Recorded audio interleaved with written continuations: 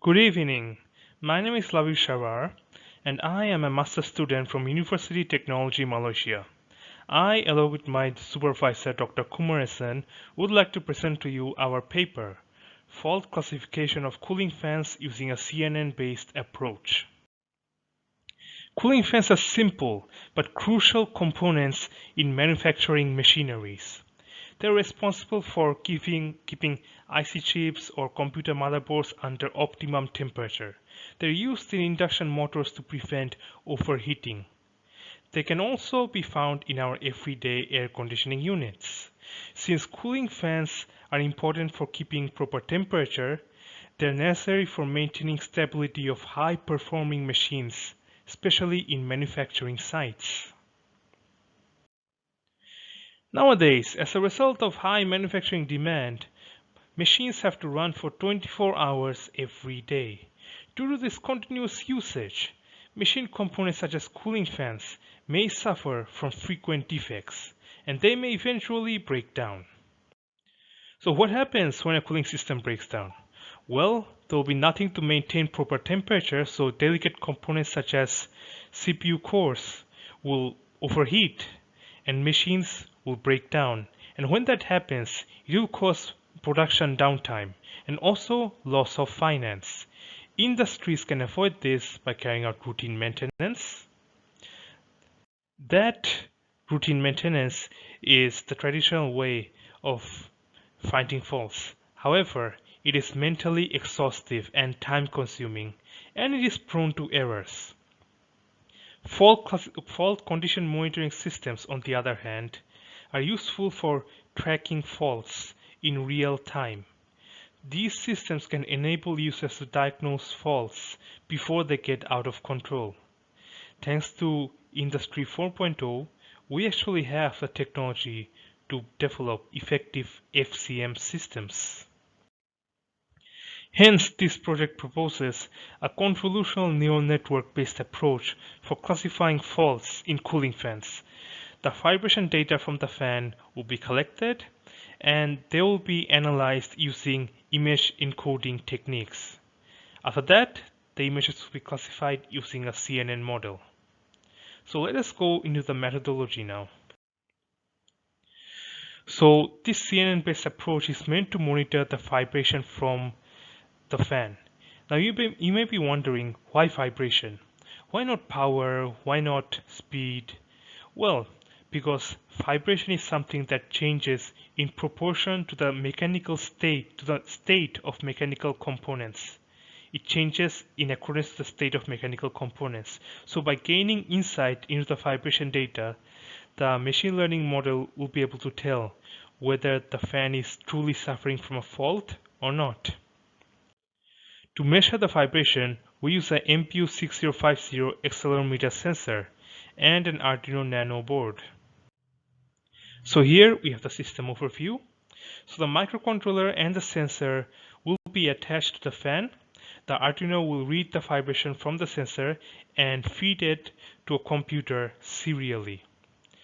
So all the data will be compiled in the computer and it will be fed to an image encoding algorithm.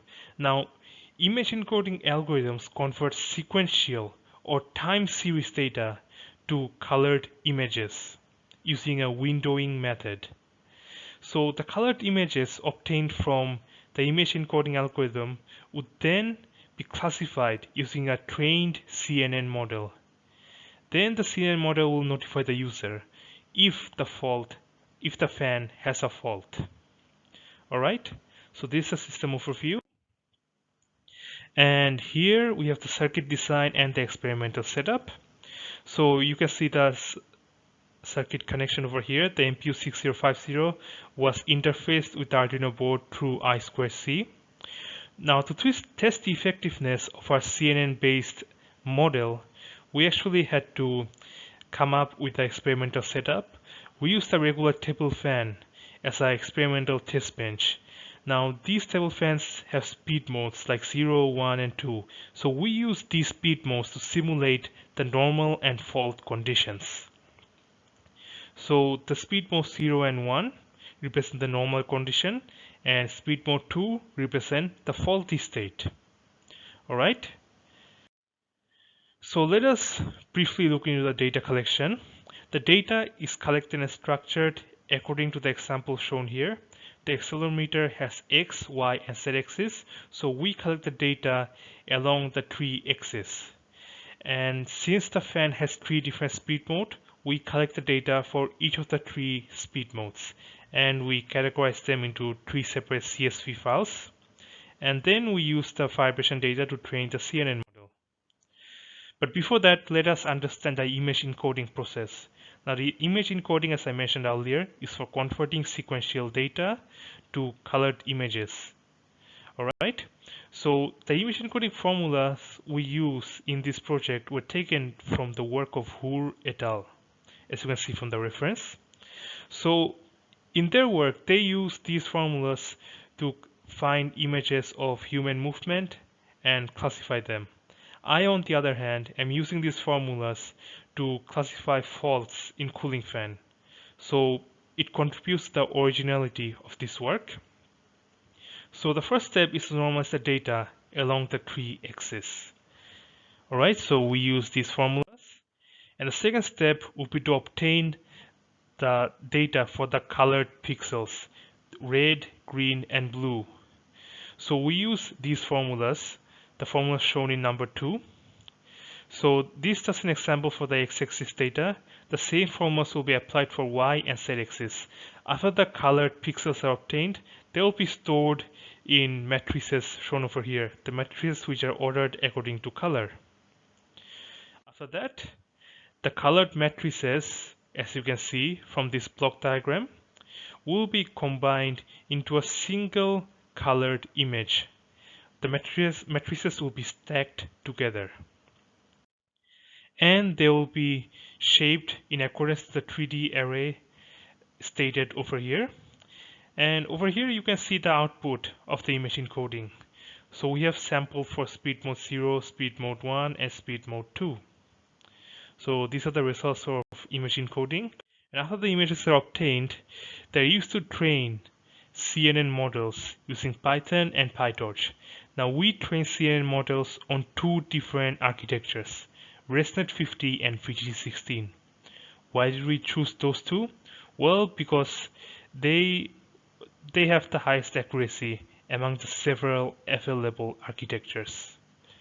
So we chose these two architectures, and after training the CNN models for each architecture for 100 epochs, the training loss for VGG16 appeared to be the lowest, and it also had the highest testing accuracy. So as you can see from the results, the VG16 performed much better than the ResNet 50. You can also see the performance graphs for each of the architectures. You can see the training loss, testing loss, or testing accuracy.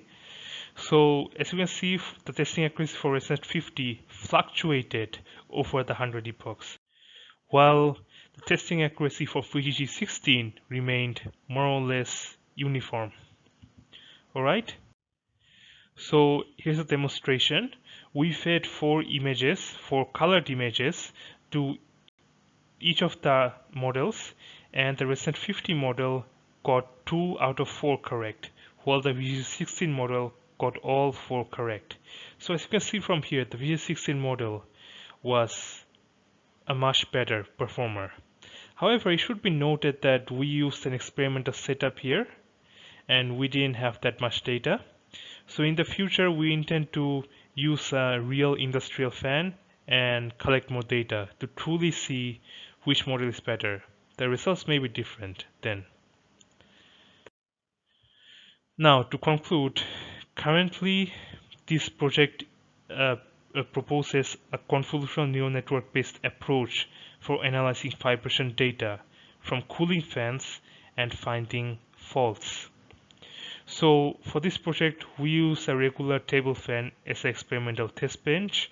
We collect the vibration data from the fan using an accelerometer sensor. The sequential data from the fan are converted into colored images through image encoding. After the images are obtained, They are used to train CNN models of REST 50 and VGG16 architectures.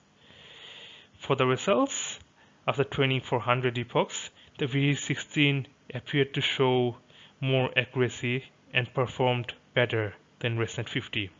So that's all for the current contributions. In the future, we intend to use a more realistic setup. We'll definitely use a real industrial fan, and also we'll be collecting more data to see which CNN architecture is better.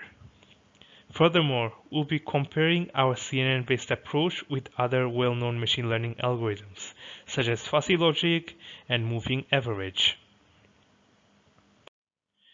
Alright, so that's all for my conclusion. As for the acknowledgement, we'd like to thank the Center of Artificial Intelligence and Robotics Lab at Universiti Teknologi Malaysia, because they permitted us to carry out the necessary experiments.